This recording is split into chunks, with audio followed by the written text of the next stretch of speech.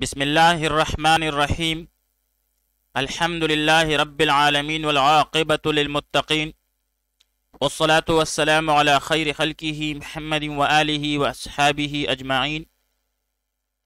آج زاد الطالبین میں ہمارا 52واں سبق ہے، جس میں ہم حدیث نمبر 45 کا ترجمہ، لغوی بصرفی تحقیق، تشریح اور ترکیب کے بارے میں پڑھیں گے۔ حدیث نمبر 45 ہے، حبک الشیء یعمی ویصم۔ حبک الشیء یعمی ویصم۔ حبک تیرا محبت کرنا، الشیء کسی چیز سے، یعمی ویصم تجھے اندھا اور بہرا کر دے گا۔ اب یہاں پر حب بمعنی محبت، دوستی، میلان، خواہش، اور جمع اس کی احباب، حبابۃ اور حباب آتی ہیں۔ کہتے ہیں حبا و کرامتن، حبا و کرامتن بمعنی بسر و چشم، دل و جان سے، بطیب خاطر، یعنی یہ خیر مقدمی الفاظ ہیں۔ حبا و کرامتن، حب الذات بمعنی خود پسندی، خود عرضی، حب الانتقام بمعنی جذبہ انتقام، انتقام پسندی۔ ایک لفظ ہے الحب بمعنی محبوب، دوست، گھاس کا بیج، جنگلی سبزیاں، کانوں کی بالی۔ ایک لفظ ہے الحب بمعنی دانہ، بیج، دانہ کے مشابہ چیز، گولی، پنسی وغیرہ۔ الشیء بمعنی چیز، اور جمع اس کی اشیاء ہے، اس سے تصغیر ہے الشیء بمعنی چھوٹی سی چیز، معمولی۔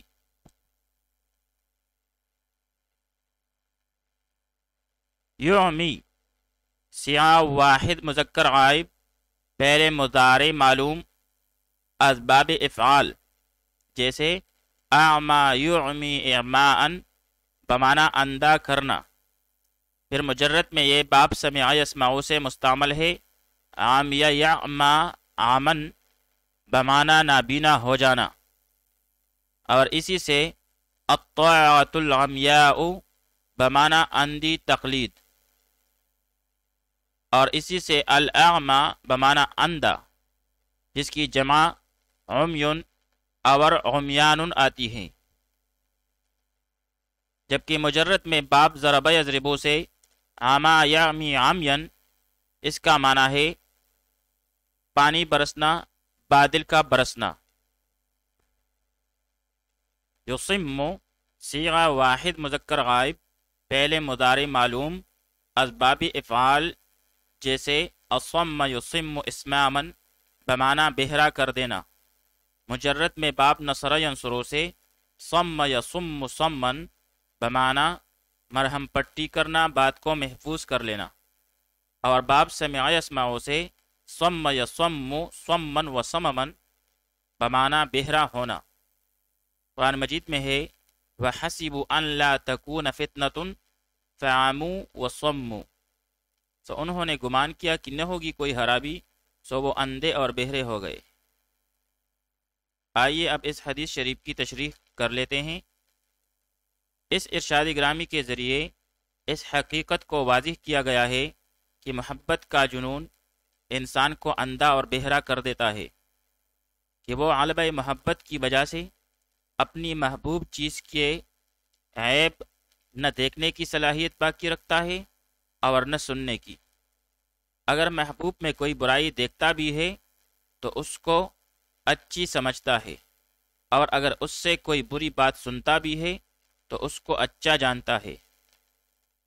یا یہ مراد ہے کہ محبت انسان کو محبوب کے علاوہ ہر چیز سے اندھا اور بہرا کر دیتی ہے، کہ وہ جمال یار کے سوا نہ کسی چیز پر نظر ڈالتا ہے اور نہ محبوب کے سوا بات سننا پسند کرتا ہے۔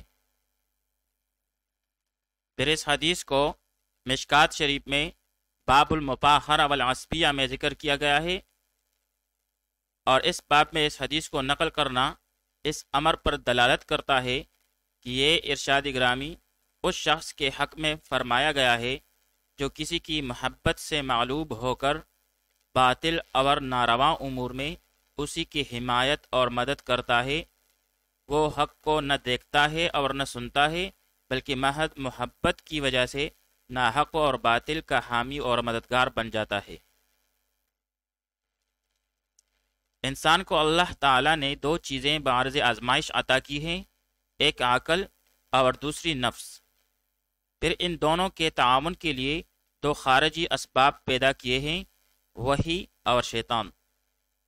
وحی عقل کی رہنمائی کرتی ہے اور شیطان شہوانیت کو ہوا دیتا ہے۔ اب اگر انسان شہوانیت اور شیطان کے جال میں پھنس جاتا ہے تو گناہ پر گناہ کیے جاتا ہے۔ اللہ ہمیں نفس اور شیطان سے محفوظ رکھے، آمین ثم آمین۔ آئیے اب اس حدیث شریف کی ترکیب کر لیتے ہیں۔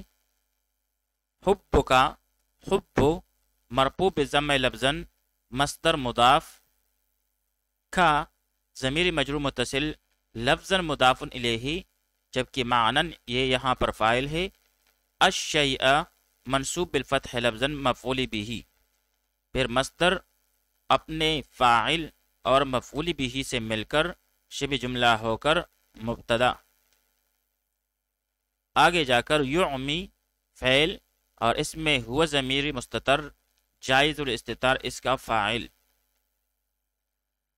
پھر فعل اپنے فاعل سے مل کر جملہ فعلیہ خبریہ ہو کر معطوف علیہ، آگے جا کر واو عاطفہ یصم فعل اور اس میں ہوا ضمیر مستتر جائز الاستتار اس کا فاعل، پھر فعل اپنے فاعل سے مل کر جملہ فعلیہ خبریہ ہو کر معطوف، پھر معطوف علیہ اور معطوف مل کر خبر، پھر مبتدا اپنی خبر سے مل کر جملہ اسمیہ خبریہ ہوا۔